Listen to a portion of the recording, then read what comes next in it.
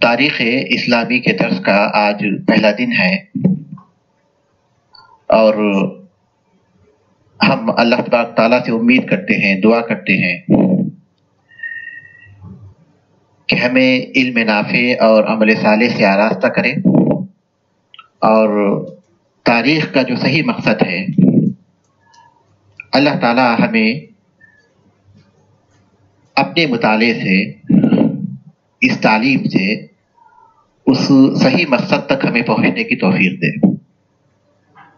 اور تاریخ سے جو عبرت حاصل ہوتی ہے اللہ تعالیٰ ہمیں وہ عبرت حاصل کرنے کی توفیق دے اور جو فوائد اس سے مطلوب ہیں ہم ان فوائد تک پہنچ جائیں، آمین۔ معزز طلباء اور طالبات، اس مرحلے میں تاریخ اسلامی کا سب سے اہم ترین باب ہمارے پیش نظر ہیں، جس میں خلفائے راشدین کی سیرت اور ان کی مختصر سوانح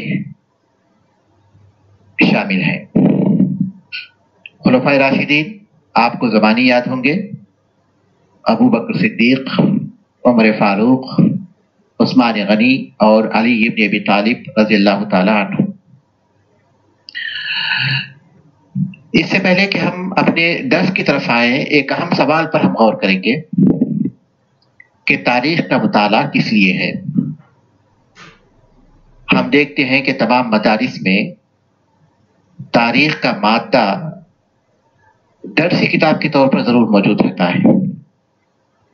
بعض لوگ تو تاریخ سے محبت کرتے ہیں، تاریخ کا مطالعہ کرتے ہیں، لیکن مدارس کے نصاب میں یہ چیز شامل ہے۔ عمومی طور پر ایک قول بہت معروف ہے، من لا تاریخ لہو لا حاضر لہ، جس کی کوئی تاریخ نہیں اس کا کوئی حاضر نہیں۔ اسی لیے تاریخ کو قوم کا حافظہ کہا جاتا ہے، جس کے ذریعے قوم اپنے آپ کو پہچانتی ہے، اپنا تعارف حاصل کرتی ہے اور اس کی روشنی میں وہ آگے بڑھتی ہے۔ عمومی طور پر تاریخ کے جو فائدے ہیں اللہ تبارک و تعالیٰ نے مختصر الفاظ میں ان کو بیان کیا ہے، بہت ہی جامع الفاظ ہیں اور وہ عمومی طور پر تاریخ کے فائدے جاننے کے لیے کافی ہیں۔ سورہ یوسف میں اللہ تبارک و تعالیٰ نے فرمایا لَقَدْ كَانَ فِي قَصَصِهِمْ عِبْرَةٌ لِأُولِي الْأَلْبَابِ، ان کے واقعات میں عقل مندوں کے لیے عبرت پائی جاتی ہے، بڑی عبرت پائی جاتی ہے۔ قرآن مجید میں اللہ تبارک و تعالیٰ نے گزشتہ قوموں کے حالات بیان کیے ہیں، ان کے مختلف واقعات بیان کیے ہیں اور ان کے بارے میں یہ بیان کی کہ یہ جو تاریخ ہے اس کا اصل مقصد قصوں کو بیان کرنا نہیں ہوتا، بلکہ اس کا اصل مقصد عبرت حاصل کرنا ہوتا ہے۔ یہی وجہ ہے کہ اللہ تعالیٰ نے قرآن مجید میں کئی جگہ پر قریش کو خطاب کرتے ہوئے، کفار عرب کو خطاب کرتے ہوئے کہا کہ تم جس راستے پر چل رہے ہو تم پہلی قوم نہیں ہو جو اس راستے پر چل رہے ہیں۔ اللہ تبارک تعالیٰ کی نافرمانی، رسول کی مخالفت، اسلام کی دشمنی اور مسلمانوں کو اذیت اور تکلیف پہنچانا، یہ وہ راستہ ہے جو سب سے پہلے تم نے اپنایا ہوا نہیں ہے، بلکہ تم سے پہلے جو قومیں گزر چکی ہیں وہ اسی راستے پر چل رہی تھی۔ ذرا غور کرو کہ ان کا کیا انجام ہوا تھا۔ اب جب عمل ایک ہے کہ جو عمل ان کا تھا وہی عمل تمہارا ہے، تو پھر یہ کیسے ممکن ہے کہ اس کا بدلہ مختلف ہو جائے؟ تو جو بدلہ ان کا تھا وہی بدلہ تمہارا بھی ہوگا۔ یہ عبرت اور نصیحت ہے، اسے حاصل کرنے کے لیے قرآن مجید نے کہا ہے۔ عمومی تاریخ کے مطالعے سے جو فوائد ہیں ان کی تفصیلات میں ہم جائیں گے تو بات بہت لمبی ہو جائے گی، لہذا ہم مختصر طور پر اسلامی تاریخ کے مطالعے کی اہمیت اس پر غور کریں گے۔ مسلمانوں کی تاریخ اسلام کی عملی تعبیر ہے۔ اللہ تبارک و تعالیٰ نے قرآن مجید میں اور رسول اکرم صلی اللہ علیہ وسلم نے احادیث میں دین کے بارے میں جو باتیں بیان فرمائی ہے، ہماری تاریخ میں اس کی عملی تطبیق کی گئی ہے کہ کیسے ان باتوں کو عملی جامہ پہنایا جائے۔ یہی وجہ ہے کہ اہل علم خلفائے راشدین کی تاریخ کو رسول اکرم صلی اللہ علیہ وسلم کی سیرت ہی کا تکمیلی حصہ کہتے ہیں۔ اللہ کے رسول صلی اللہ علیہ وسلم کے دور میں اسلام کی جو تطبیق ہوئی تھی، خلفائے راشدین کی دور میں اس کی تکمیل ہوئی، مزید اس کے آگے بڑھایا گیا۔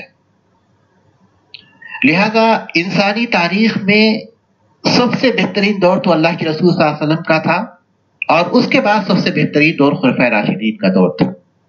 انسانی تاریخ میں ان ادوار سے بہتر دور کبھی ہوا ہے اور نہ ہو سکتا ہے۔ لہذا اسلامی تاریخ کے مطالعے کا سب سے پہلا اور بڑا فائدہ یہ ہے کہ ہم اسلام کی عملی تطبیق کا مطالعہ کرتے ہیں کہ کیسے مسلمانوں نے اسلام کو پھیلانے کے لیے جدوجہد کی، اور کیسے انہوں نے قوموں کے ساتھ معاملات کیے، اور کیسے انہوں نے قرآن کی تعبیر اور قرآن کی عملی تعبیر کی، اور کیسے انہوں نے اللہ کے رسول صلی اللہ علیہ وسلم کی سنت کو تطبیق دیا۔ قوموں کے ساتھ معاملات پیش آئے، ممالک کے ساتھ معاملات پیش آئے، لوگوں کے ساتھ معاملات پیش آئے، جنگیں پیش آئیں، اور بہت زیادہ مال مسلمانوں کو حاصل ہوا۔ اس کی بہت ساری تفصیل انشاءاللہ ہمارے تفصیلی درس میں آئے گی جب ہم الگ الگ خلفائے راشدین کا مطالعہ کریں گے، تو بنیادی طور پر یہ بہت بڑا فائدہ ہے۔ اور خلفائے راشدین کی تاریخ کا مطالعہ اس لیے بھی ضروری ہے کہ اللہ کے رسول صلی اللہ علیہ وسلم نے سنن ترمذی کی ایک حدیث میں تاکید کی، علیکم بسنتی و سنت الخلفاء الراشدین المہدیین عضوا علیہ بالنواجذ، کہ تم میرے طریقے کو، میری سنت کو، اور میرے بعد میرے خلفائے راشدین کے طریقے کو لازم پکڑو، مضبوطی کے ساتھ اسے تھامے رہو۔ یہاں ہم دیکھ رہے ہیں کہ اللہ کے رسول صلی اللہ علیہ وسلم نے اپنی سنت کے ساتھ خلفائے راشدین کی سنت کا ذکر کیا، دونوں کا ایک ساتھ ذکر کیا، اور اپنی سنت پر عمل کرنے کا حکم دیتے ہوئے خلفائے راشدین کی سنت پر بھی عمل کرنے کا حکم دیا، جیسے آپ کی سنت پر عمل کرنے کا حکم دیا، اور اس کی تاکید بھی کی کہ دانتوں کے ساتھ مضبوطی کے ساتھ اسے تھام لو، لازم اسے پکڑو رہو۔ اہل علم بیان کرتے ہیں کہ خلفائے راشدین کی سنت پر عمل کرنے کے دو مفہوم ہیں۔ ایک یہ کہ خلفائے راشدین نے اللہ کے رسول صلی اللہ علیہ وسلم کی باتوں کو کیسے تطبیق دی، اس کے لیے کیا طریقے اپنائے، اور آپ کی سنت کو انہوں نے کیسے سمجھا، اور کس طرح کی سیرت انہوں نے اختیار کی، اس کی اتباع کرتا۔ گویا خلفائے راشدین کی زندگی اللہ کے رسول صلی اللہ علیہ وسلم کی سنت کی عملی تعبیر تھی۔ تو اس حیثیت سے خلفائے راشدین کی سنت گویا اللہ کے رسول صلی اللہ علیہ وسلم کی سنت ہی کا ایک تکمیلی حصہ ہے۔ تکمیلی کا مطلب یہ نہیں کہ اللہ کے رسول صلی اللہ علیہ وسلم کی سنت میں کوئی کمی رہ گئی تھی، بلکہ عملی طور پر رسول اکرم صلی اللہ علیہ وسلم نے جو کہا تھا انہوں نے اس کو تطبیق دیا، اس طرح اس کو مکمل کیا، عملی تطبیق دی اس کی۔ یہ پہلا مفہوم ہے۔ اور دوسرا مفہوم یہ ہے کہ جو مختلف جزیات ہیں جو اللہ کے رسول صلی اللہ علیہ وسلم کی سیرت میں موجود نہیں، لیکن خلفائے راشدین کے ساتھ وہ واقعات پیش آئے، تو ان کو لازم پکڑنا۔ خلفائے راشدین نے جو فتوے دیے، جو فیصلے کیے، جو اجتہاد کیے، ان کے بارے میں ہمیں اس بات کی تاکید کی گئی کہ ہم ان کو لازم پکڑیں۔ لہذا اللہ کے رسول صلی اللہ علیہ وسلم کی اس تاکید کی وجہ سے بھی ہم پر یہ لازمی ہوتا ہے کہ ہم خلفائے راشدین کی سیرت کا مطالعہ کریں۔ اور تیسری ضروری چیز یہ ہے کہ اسلامی تاریخ ہماری تاریخ ہے، مسلمانوں کی تاریخ ہے، ہماری ثقافت ہے، ہماری تہذیب ہے، ہمارا تمدن ہے۔ ہر قوم کا ایک تمدن ہوتا ہے، ہر قوم کی ایک تہذیب ہوتی ہے، اس میں ان کی کچھ بڑی شخصیات ہوتی ہیں، ان کے طریقے ہوتے ہیں، ان کے اطوار ہوتے ہیں، اور ان کی سیرت ہوتی ہے۔ وہ قوم ان کی سیرتوں پر عمل کرنے کی اور ان کو تطبیق دینے کی کوشش کرتی ہے۔ یہ ہمارا تمدن ہے، یہ ہماری تہذیب ہے۔ اگر ہماری ثقافت سے ہم واقف نہیں ہوں گے تو اس کا مطلب یہ ہوا کہ ہم کسی اور قوم کے طریقے پر تو جا سکتے ہیں لیکن اپنے طریقے پر نہیں جا سکتے۔ اور ہماری تاریخ کا مطالعہ اس لیے بھی ضروری ہے کہ یہ جو اسلامی تاریخ ہے جس کے ذریعے ہمیں اسلام کے بارے میں معلومات حاصل ہوتے ہیں، اس کو بدلنے کی، اس کو مسخ کرنے کی اور اس میں طرح طرح کی برائیاں پیدا کرنے کی بہت سی قوموں نے بہت سی کوششیں کی، جن میں خود مسلمانوں کے کچھ گمراہ فرقے بھی پائے جاتے ہیں جیسے رافضہ، تاکہ مسلمانوں کی تاریخ کو مسخ کیا جائے، اور دوسرے مختلف دشمن قوموں بھی پائی جاتی ہیں جیسے مستشرقین ہیں۔ تو ضروری ہے کہ ہم اپنی تاریخ سے صحیح طور پر واقف ہوں تاکہ ہمیں اپنی پہچان حاصل ہو کہ ہم کس کے وارث بنے۔ اور تاریخ کے مطالعے کا ایک فائدہ یہ بھی ہے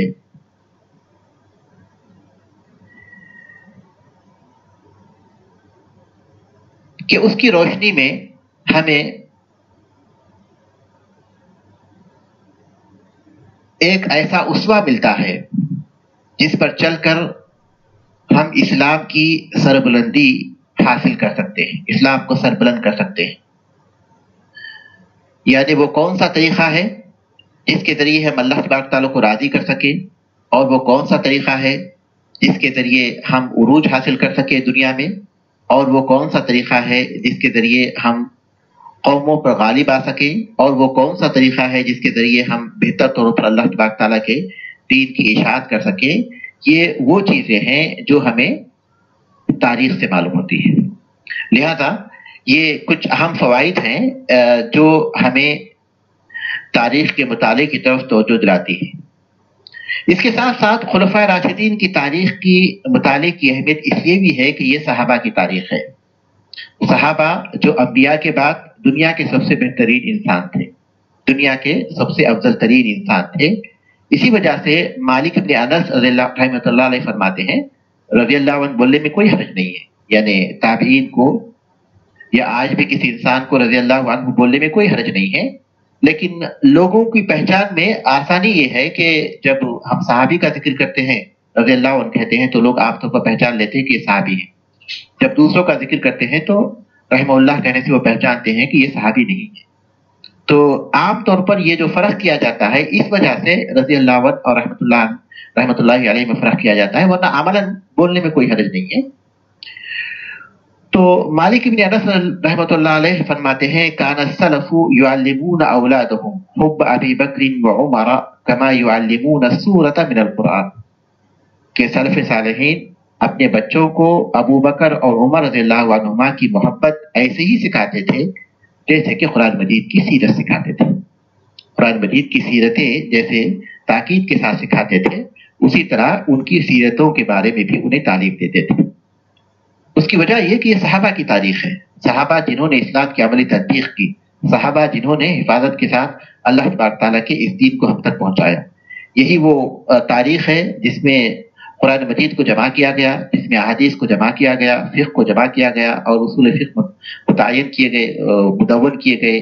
تاریخ کی ایک تفصیل ہے۔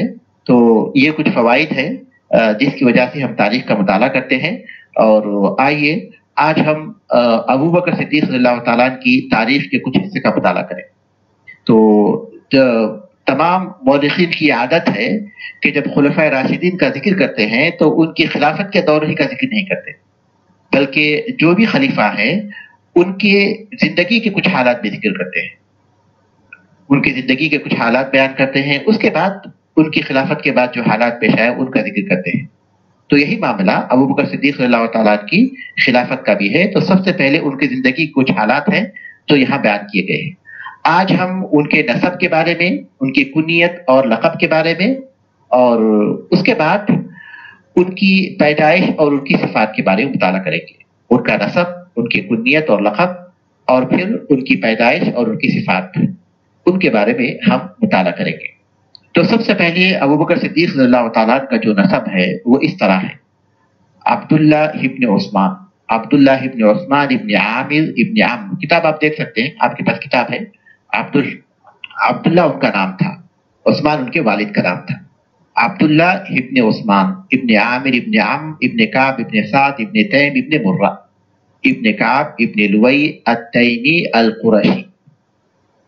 عبداللہ ابن عثمان ابن عامر ابن عمرو ابن کعب ابن سعد ابن تیم ابن مرہ ابن کعب ابن لوی التیمی القریشی۔ پھر ایک بار دیکھ لیجئے، عبداللہ ابن عثمان ابن عامر ابن عمرو ابن کعب ابن سعد ابن تیم ابن مرہ ابن کعب ابن لوی التیمی القرشی، یہ ان کا نسب ہے۔ 8ویں پشت میں دیکھیے مرہ ابن کعب ہے، مرہ ابن کعب 8ویں پشت میں ہے۔ یہاں ان کا نسب اللہ کے رسول صلی اللہ علیہ وسلم سے مل جاتا ہے۔ ابو بکر صدیق رضی اللہ تعالیٰ کا نسب 8ویں پشت میں مرہ ابن کعب پر جا کر اللہ کے رسول صلی اللہ علیہ وسلم کے نسب سے مل جاتا ہے۔ اور جاہلیت میں ابو بکر رضی اللہ تعالیٰ عنہ کا نام عبد الکعبہ تھا، اللہ کے رسول صلی اللہ علیہ وسلم نے ان کا نام عبداللہ رکھا، عبد الکعبہ سے ان کا نام بدل کر عبداللہ رکھا گیا۔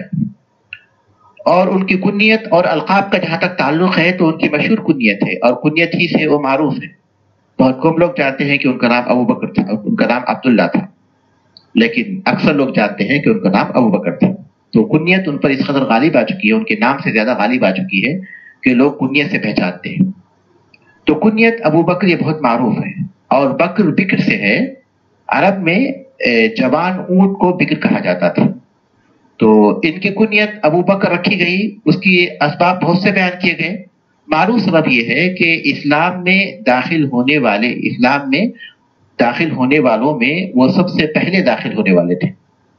اسلام میں دخول کے لیے ان کی پیش قدمی کی وجہ سے، اسلام میں سبقت کرنے کی وجہ سے، سب سے پہلے اسلام میں داخل ہونے کی وجہ سے ان کا لقب بکر رکھا گیا، ابو بکر ان کا لقب رکھا گیا اسلام میں پیش قدمی کی وجہ سے، اسلام میں پیش قدمی کی وجہ سے ان کا نام بکر رکھا گیا، ابو بکر۔ اور ان کا دوسرا کنیت تو جو ہے ابو بکر ہے، اور ان کے القاب البتہ بہت سے ہیں۔ معروف لقب ہے صدیق، جیسا ابو بکر الصدیق صلی اللہ تعالیٰ عنہ کہتے ہیں۔ تو ان کے القاب میں سب سے پہلا لقب صدیق ہے۔ اس کے اسباب میں اس کے بھی بہت سی اسباب ہیں، اور بہت زیادہ معروف سبب یہ ہے کہ اللہ کے رسول صلی اللہ علیہ وسلم کی ہر چیز میں تصدیق کرنے کی وجہ سے، رسول اکرم صلی اللہ علیہ وسلم پر جو بھی وحی نازل ہوتی اور جو بھی آپ نے کیا تو انہوں نے آگے بڑھ کر تصدیق کی، اس وجہ سے ان کا نام صدیق رکھا گیا۔ اور کہا جاتا ہے کہ سب سے پہلی دفعہ انہیں صدیق کا لقب اس وقت دیا گیا جبکہ اللہ کے رسول صلی اللہ علیہ وسلم اسراء اور معراج سے واپس آئے، اور اسراء اور معراج کا واقعہ کب پیش آیا تھا اس کے بارے میں کوئی واضح روایت ہمیں نہیں ملتی۔ یہ بات بالکل واضح ہے کہ یہ ہجرت سے پہلے پیش آیا تھا، لیکن 10 نبوی میں پیش آیا تھا یا 11 نبوی میں پیش آیا تھا یا 12 نبوی میں پیش آیا تھا، اس بارے میں بہت سا اختلاف ہے۔ اس کتاب میں یہ بات ذکر کی گئی کہ یہ اللہ کے رسول صلی اللہ علیہ وسلم کی ہجرت سے 1 سال پہلے کا واقعہ تھا۔ تو اللہ کے رسول صلی اللہ علیہ وسلم جب اسراء اور معراج سے واپس آئے اور آپ نے قریش سے اس بات کا ذکر کیا تو لوگوں نے مخالفت کی، اور اس کتاب میں لکھا ہوا ہے کہ کچھ مسلمان ایسے بھی تھے جو مرتد ہو گئے، لیکن شیخ البانی رحمۃ اللہ علیہ نے اس روایت کو بالکل ضعیف قرار دیا کہ کچھ مسلمان اس وقت مرتد ہو گئے ہوں۔ اس میں کوئی شک نہیں، پریشان ہو گئے، مشرکین کی مخالفت کو دیکھ کر پریشان ہو گئے، کیونکہ جو لوگ اس وقت مسلمان ہوئے تھے وہ غلبے کی صورت میں مسلمان نہیں ہوئے تھے، بلکہ وہ کفار کی مخالفت کو پہلے سے جانتے تھے۔ تو جس مضبوطی کے ساتھ وہ لوگ اسلام لائے تھے اس وقت ان سے یہ امید بھی نہیں کی جا سکتی کہ اس طرح کے کسی واقعے سے متاثر ہو کر وہ مسلمان سے ہٹ کر یا کافر ہو سکتے ہوں، اس کا امکان بھی نہیں پایا جاتا، عقلاً بھی یہ چیز ممکن نظر نہیں آتی۔ تو بہرحال اللہ کے رسول صلی اللہ علیہ وسلم جب واپس آئے اور آپ نے اسراء کا ذکر کیا کہ آپ بیت المقدس جا کر آئے تو مشرکین کو مخالفت کا موقع ہاتھ آ گیا، اور کچھ مشرکین ابو بکر رضی اللہ تعالیٰ عنہ کے پاس پہنچے اور کہنے لگے کہ اگر کوئی شخص یہ دعویٰ کرے کہ وہ راتوں رات بیت المقدس گیا تھا اور پھر واپس آ گیا رات ہی میں تو کیا آپ اس کی تصدیق کریں گے؟ تو انہوں نے کہا کہ نہیں، یہ ممکن نہیں، کیونکہ جانے کے لیے 1 مہینہ لگتا ہے، آنے کے لیے 1 مہینہ لگتا ہے۔ تو ان لوگوں نے کہا کہ پھر تو آپ کے ساتھی محمد صلی اللہ علیہ وسلم یہ کہتے ہیں کہ وہ رات کو بیت المقدس گئے اور صبح سے پہلے واپس آ گئے۔ تو اس وقت ابوبکر صدیق رضی اللہ تعالیٰ نے جواب دیا کہ اگر وہ کہتے ہیں تو سچ کہتے ہیں اور میں ان کی تصدیق کرتا ہوں، اس لیے کہ اس سے بھی بڑی بات کے سلسلے میں ہم ان کی تصدیق کرتے ہیں۔ وہ یہ کہتے ہیں کہ صبح و شام ان پر آسمان سے خبریں نازل ہوتی ہیں، آسمان سے صبح و شام ان پر وحی نازل ہوتی ہے۔ ہم جب ان پر اس بات کی تصدیق کرتے ہیں تو پھر اس بات کی تصدیق کیوں نہیں کریں گے؟ تو پہلی دفعہ اس موقع پر انہیں صدیق کا لقب دیا گیا۔ اس کے بعد اس واقعے کے علاوہ ہر معاملے میں رسول اکرم صلی اللہ علیہ وسلم کی تصدیق میں وہ سب سے پیش رہتے تھے، تو یہ ان کا لقب تھا صدیق، بہت ہی معروف لقب۔ اور دوسرا لقب ان کا ہے عتیق، دوسرا جو لقب ہے ان کا عتیق۔ عتیق کہا جاتا ہے کہ ان کے چہرے کی خوبصورتی کی وجہ سے ان کو عتیق نام رکھا گیا، چمکتا ہوا چہرہ، چہرے کی موزونیت، اس کے حسن و جمال اور خوبصورتی کی وجہ سے ان کا لقب عتیق رکھا گیا۔ یا پھر یہ کہا جاتا ہے کہ اللہ کے رسول صلی اللہ علیہ وسلم نے انہیں جہنم سے آزادی کی بشارت دی تھی۔ عتیق کے ایک معنی آزاد کے بھی ہیں، جہنم سے آزاد کیا ہوا، اس کے ایک معنی آزاد کیا ہوا بھی ہے۔ تو اللہ کے رسول صلی اللہ علیہ وسلم نے انہیں جہنم سے آزادی کی بشارت دی تھی، جیسا کہ ام المومنین عائشہ رضی اللہ تعالیٰ عنہا فرماتی ہے کہ اللہ کے رسول صلی اللہ علیہ وسلم صحابہ کے ساتھ کعبے کے صحن میں بیٹھے ہوئے تھے کہ ابوبکر صدیق رضی اللہ تعالیٰ پہنچے۔ اللہ کے رسول صلی اللہ علیہ وسلم نے کہا من سرہ ان ينظر الى عتیق من النار فلینظر الى ابی بکر، جو دیکھنا چاہتا ہو، یعنی جسے اس بات سے خوشی ہو کہ وہ ایسے شخص کو دیکھے جو جہنم سے آزاد کر دیا گیا ہے، تو وہ ابو بکر کو دیکھے۔ جو کسی ایسے شخص کو دیکھنا چاہتا ہے جو جہنم سے آزاد کیا گیا ہے تو اسے چاہیے کہ ابو بکر کو دیکھے۔ تو اس وجہ سے ان کا نام عتیق رکھا گیا، لقب عتیق پڑ گیا۔ اس کی ایک وجہ یہ بھی بیان کی جاتی ہے کہ ان سے پہلے ان کی والدہ کو جتنے بھی لڑکے ہوئے، جو بھی اولاد ہوئی، ان کا انتقال ہوتا گیا، کوئی زندہ نہیں رہے۔ یہاں تک کہ جب ابوبکر صدیق اللہ تعالیٰ پیدا ہوئے تو ان کی والدہ ان کو لے کر کعبۃ اللہ میں گئی اور کہنے لگی کہ اے اللہ تبارک و تعالیٰ، ان کو موت سے آزاد کر دے اور ان کو میرے حوالے کر دے اور ان سے مجھے محروم نہیں فرما، انہیں موت سے آزاد کر دے، مجھے ان سے محروم نہ فرما، مجھے عطا کر دے۔ تو اس وجہ سے ان کا نام عتیق پڑ گیا، ان کا لقب عتیق پڑ گیا۔ تو عتیق کے لقب کے 3 اسباب بیان کیے گئے ہاں، ایک تو ان کے چہرے کی خوبصورتی اور چمک کی وجہ سے، اور دوسرا جہنم سے آزاد کیے جانے کی بشارت کی وجہ سے، اور تیسرا ان کی والدہ کے اس قول کی بنیاد پر کہ اللہ تبارک تعالیٰ انہیں موت سے آزاد کر دے اور انہیں میرے حوالے کر دے، مجھے عطا کر دے۔ اور ان کا ایک لقب اواہ بھی تھا، اواہ کے معنی نرم دل کے ہیں، اواہ کے معنی نرم دل کے ہیں، تو ایک لقب اواہ بھی تھا کیونکہ ان کی رحمت اور ان کی شفقت کی وجہ سے ان کا لقب اواہ بھی رکھا گیا۔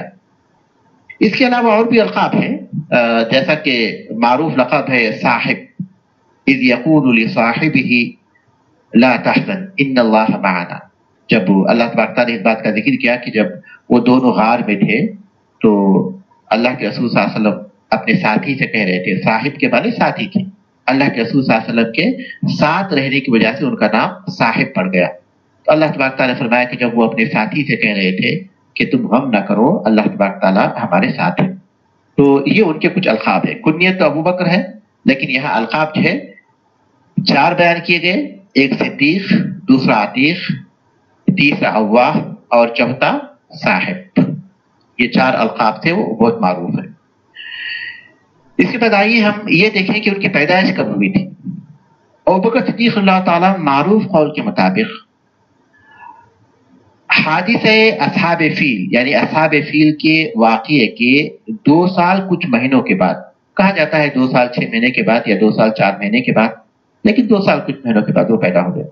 عام الفیل، عرب میں تاریخ کو کسی مشہور واقعے کی طرف منسوب کیا جاتا تھا، اسی طرح تاریخ کو وہ لوگ محفوظ کرتے تھے۔ تو اصحاب فیل کا جو واقعہ تھا ابرہہ کا، یہ بہت معروف واقعہ تھا، تو وہ مرکز بن گیا تھا، بنیاد بن گیا تھا تاریخ کو محفوظ کرنے کا ان کے پاس، اس سے پہلے، اس کے بعد، اس سے اتنے سال پہلے، اس کے اتنے سال بعد۔ رسول اکرم صلی اللہ علیہ وسلم کی پیدائش عام الفیل ہی کو ہوئی تھی، یعنی جس سال ہاتھیوں کا واقعہ پیش آیا تھا، ہاتھی والوں کا، اسی سال اللہ کے رسول صلی اللہ علیہ وسلم کی وفات، اسی سال اللہ کے رسول صلی اللہ علیہ وسلم کی پیدائش ہوئی تھی، اس کے 50 دن کے بعد تھا۔ تو ابوبکر صدیق رضی اللہ تعالیٰ اللہ کے رسول صلی اللہ علیہ وسلم سے گویا 2 سال کچھ مہینے چھوٹے تھے۔ تو اصحاب فیل کے واقعے کے 2 سال کچھ مہینوں کے بعد ابوبکر رضی اللہ تعالیٰ مکے میں پیدا ہوئے، اور میلادی سال یعنی عیسوی سال اس وقت 573 تھا، 573۔ عام الفیل سے 2 سال پہلے 573 عیسوی میں ان کی پیدائش ہوئی۔ اور عام طور پر مورخین کی عادت ہے کہ جب کسی کی سیرت کا ذکر کرتے ہیں تو ان کی ظاہری شکل و صورت بھی بیان کرتے ہیں۔ تو ابوبکر رضی اللہ تعالیٰ کا رنگ گورا تھا، چہرہ روشن تھا، اور جسم دبلا پتلا تھا، اور چہرے پر گوشت کم تھا، اور گالوں پر بال بھی بہت کم تھے، آنکھیں بہت گہری تھی، پیشانی بہت چوڑی تھی، اور اپنے بالوں کو وہ خضاب لگاتے تھے، بالوں کو وہ خضاب لگاتے تھے۔ یہ ان کا نقشہ بیان کیا گیا۔ اور ابوبکر صدیق رضی اللہ تعالیٰ کی نشو و نما نہایت ہی اچھے اخلاق اور اچھی عادتوں کے ساتھ ہوئی، اور وہ طبیعت کے بہت ہی فطری طور پر طبیعت کے بہت ہی اچھے تھے، برائیوں سے دور رہتے تھے۔ وہ قریش کے سرداروں میں سے تھے، اور مشہور تاجر تھے، اور مختلف معاملات میں لوگ مشورے کے لیے ان کی طرف رجوع کرتے تھے، صاحب الرائے تھے۔ قوم کے لوگ ان سے بہت محبت کرتے تھے، اور ان سے بہت قریب تھے، ان سے بہت مانوس تھے۔ اور قریش کے لوگوں میں نسب کے بہت زیادہ واقف تھے، لوگوں کے قریش میں نسب کے سلسلے میں بہت ہی زیادہ وہ جانتے تھے، نسب کے بہت اچھے واقف کاروں میں سے تھے۔ جاہلیت میں جبکہ ہر طرف بتوں کی پوجا ہوتی تھی تو یہ اس سے دور رہتے تھے، تو بتوں کی پوجا کی طرف انہوں نے کبھی کوئی توجہ نہیں دی، جاہلیت کے زمانے میں بھی، اور نہ کبھی انہوں نے شراب پیا۔ اور یہ ان کی فطری طور پر ان کی سلامتی، یعنی فطری طور پر وہ ان چیزوں سے دور تھے، اور عقلی طور پر وہ بہت پختہ تھے، تو ان کی عقل کی پختگی اور فطرت کی سلامتی کی وجہ سے وہ شراب سے اور بتوں سے دور رہتے تھے۔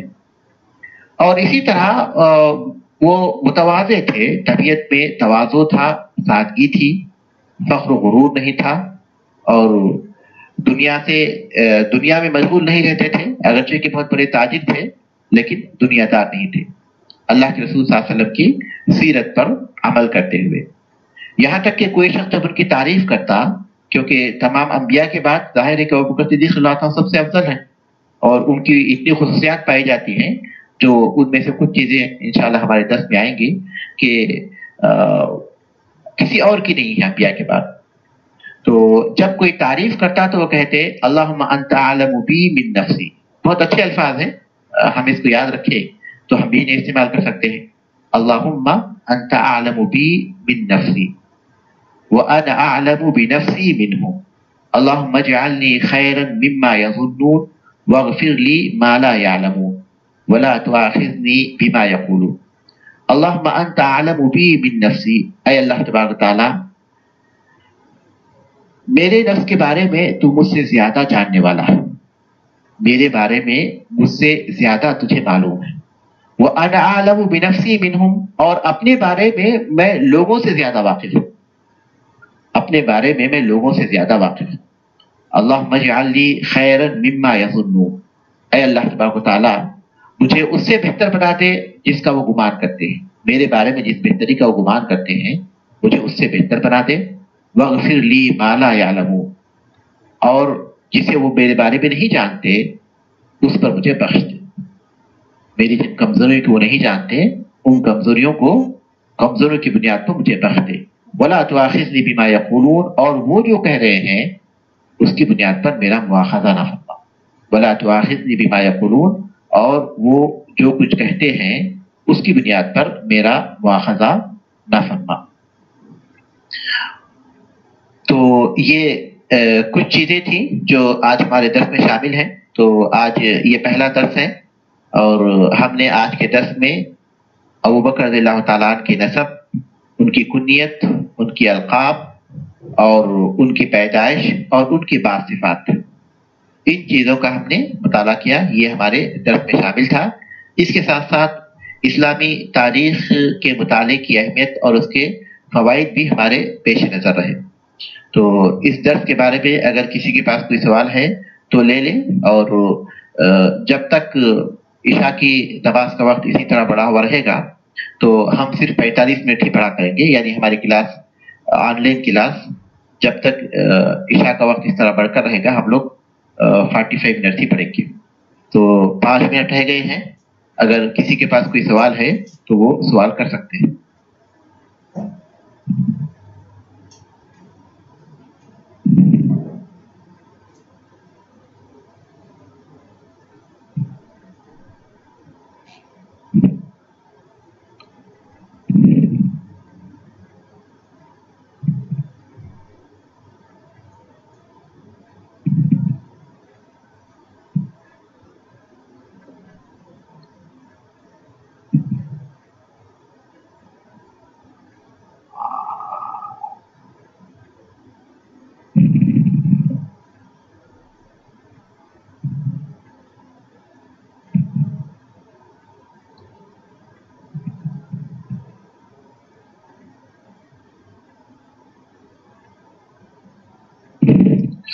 ٹھیک ہے، اگر کسی کے پاس سوال نہیں ہے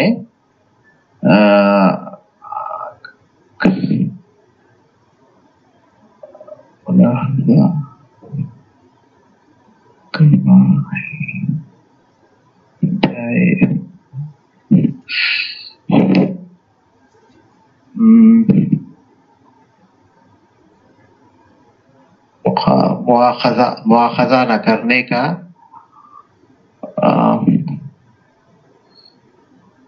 مواخذہ نہ کرنے کا کیا مطلب ہے؟ مواخذہ نہ کرنے کا مطلب ہے کہ ہمیں سزا نہ دے۔ مواخذہ نہ کر یعنی ہمیں اس کی بنیاد پر سزا نہ دے۔ ہم کمزور ہیں لیکن انہوں نے ہماری تعریف کر دی، تو لہذا ان کے کہنے کی بنیاد پر ہمیں نہ پکڑنا، پکڑنے کے معنی میں ہے ہمیں مواخذہ نہ کر یعنی ہمیں نہ پکڑ، ہمیں سزا نہ دے۔ اس کے بعد دعا کا ترجمہ پھر کریں۔ کون سی دعا کا ترجمہ؟ میرے خیال سے دعا تو اس میں نہیں ہے، البتہ کوئی تعریف کرے تو اس موقع پر انہوں نے کیا جواب دیا تھا وہ ہے، وہی میرے خیال سے آپ کی مراد ہوگی فضل صاحب۔ فریحہ صاحب کی مراد یہی ہوگی کہ انہوں نے جو جواب دیا تھا، اللہم انت عالم بی من نفسی، اے اللہ تبارک تعالیٰ تو میرے بارے میں مجھ سے زیادہ جانتا ہے، وانا اعلم بنفسی منہم، اور میں اپنے بارے میں ان سے زیادہ جانتا ہوں، اللہم اجعلنی خیرا مما یظنون، اے اللہ تبارک تعالیٰ مجھے اس سے بہتر بنا دے جو وہ میرے بارے میں سمجھتے ہیں، واغفر لی ما لا یعلمون، اور ان چیزوں پر مجھے بخش دے جو وہ نہیں جانتے، ولا تؤاخذنی بما یقولون، اور جو وہ کہتے ہیں اس پر مجھے نہ پکڑنا۔ جی میرے خیال سے آپ کی مراد یہی تھی۔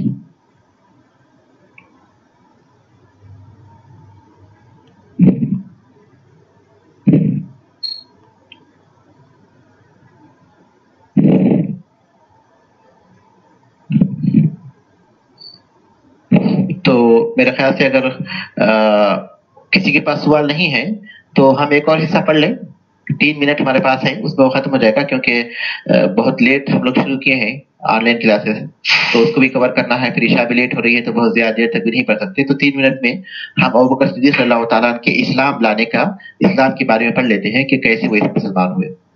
تو اب تک ہم جو ہے جو پڑھے تھے آخری حصہ وہ یہ کہ ابوبکر صدیق صلی اللہ تعالیٰ عنہ کی پیدائش کب ہوئی اور ان کے اخلاق کیسے تھے، ان کے اخلاق کیسے تھے، ان کے صفات اخلاق یہ کیسے تھے ہم نے پڑھا۔ اب اسلام لانے میں سب سے پہلے وہ اسلام لائے جیسا کہ معروف ہے، البتہ مورخین میں پہلے کی تحدید کرنے میں اختلاف ہے کہ مطلق طور پر کون پہلے ہے، اور خدیجہ رضی اللہ تعالیٰ عنہ مطلق طور پر مسلمان ہوئی یا پھر مطلق طور پر ابوبکر صدیق اللہ تعالیٰ مسلمان۔ قیاس تو یہی کہتا ہے کہ خدیجہ ہوں گی، کیونکہ اللہ کے رسول صلی اللہ علیہ وسلم جب پہنچے تھے اپنے گھر تو سب سے پہلے سارے واقعات حضرت خدیجہ رضی اللہ تعالیٰ عنہا سے ہی وہ بیان کیے تھے.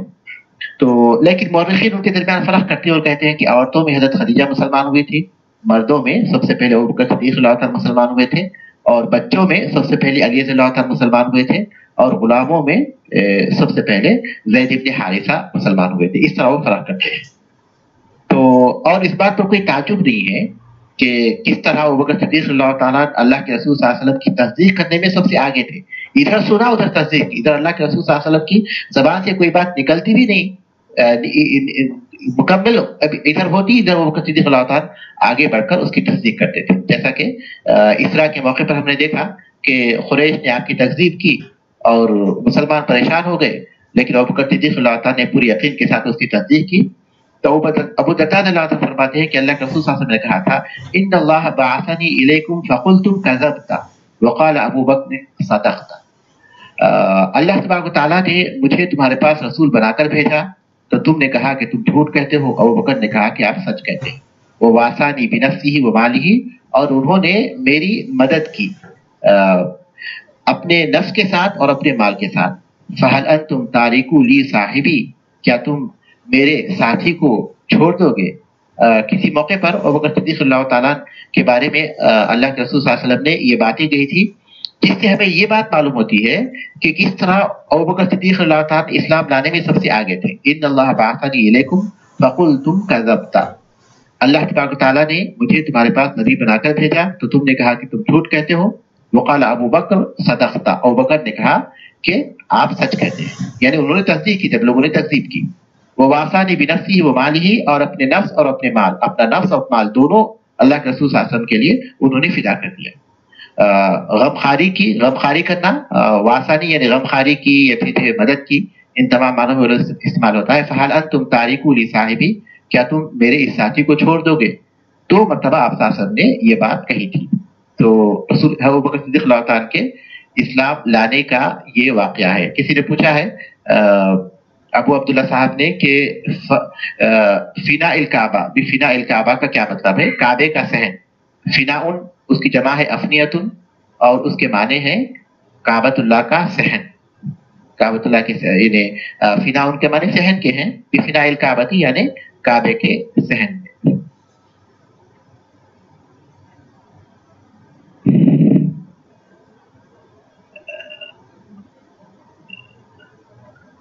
شیخ صاحب کیا ہم فوٹو کاپی کر لیں سبق کی؟